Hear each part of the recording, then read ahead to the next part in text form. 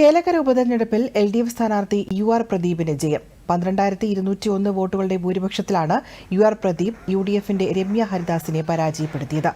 UR Pradeep 64,827 വോട്ടുകളും Ramya Haridas 52,626 വോട്ടുകളും നേടി. BJP സ്ഥാനാർത്ഥി K Balakrishnan 33,609 വോട്ടുകളും നേടിയിട്ടുണ്ട്.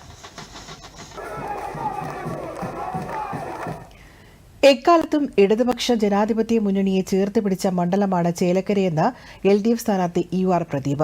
2016 കിട്ടിയ ഭൂരിപക്ഷത്തേക്കാൾ വലിയ ഭൂരിപക്ഷത്തിൽ ഇത്തവണ വിജയിക്കാൻ കഴിഞ്ഞെന്നും UR പ്രദീപ് ചേലക്കരയിൽ മാധ്യമങ്ങളോട് പറഞ്ഞു. ഭരണപക്ഷത്തിന് എതിരായി ഒരു ജനവികാരം ഇല്ലെന്ന് തെളിയിക്കുന്നതാണ് ചേലക്കരയിലെ ജയം. ഇടതുപക്ഷം നടത്തിയ വികസനത്തോടൊപ്പം ജനം കൈകോർത്തതാണ് തനിക്കും LDF മുന്നണിക്കും ഉണ്ടായ വിജയമെന്നും UR പ്രദീപ് പറഞ്ഞു. സാധാരണക്കാരൻ്റെ ജീവിത വിഷയവുമായി ബന്ധപ്പെട്ട് ഗവൺമെൻറ് നല്ല പോലെ ഇടപെട്ടിട്ടുണ്ട്. അത് ഇടപെടുന്നുണ്ട് എന്നുള്ള തെളിവാണ് ഞങ്ങൾ ചെല്ലുന്ന സ്ഥലത്ത്. ഞങ്ങളെന്ന് പറഞ്ഞാൽ ഇടതുപക്ഷ സ്ഥാനാർത്ഥിയും പ്രവർത്തകരും ചെല്ലുന്ന സ്ഥലങ്ങളിൽ അവർ പറഞ്ഞത് ജീവിതത്തെ ബാധിക്കുന്ന വിഷയത്തെ സംബന്ധിച്ച് അവർ ഒന്ന് സർക്കാരിൻ്റെ ശ്രദ്ധയിൽപ്പെടുത്താൻ ഒരു പ്രതിനിധി വേണം. നിങ്ങളത് ഒന്നും കൂടെ ഊർജ്ജിതപ്പെടുത്തി തരാൻ വേണ്ടിയുള്ള നല്ല ഇടപെടൽ നടത്താൻ ഇവിടുന്ന് ഒരു സ്ഥാനാർത്ഥി അല്ലെങ്കിൽ ഒരു പ്രതിനിധി വേണം എന്ന് അന്ന് മുതൽ ആവർത്തിച്ച് ജനം പറഞ്ഞുകൊണ്ടിരിക്കുകയാണ്.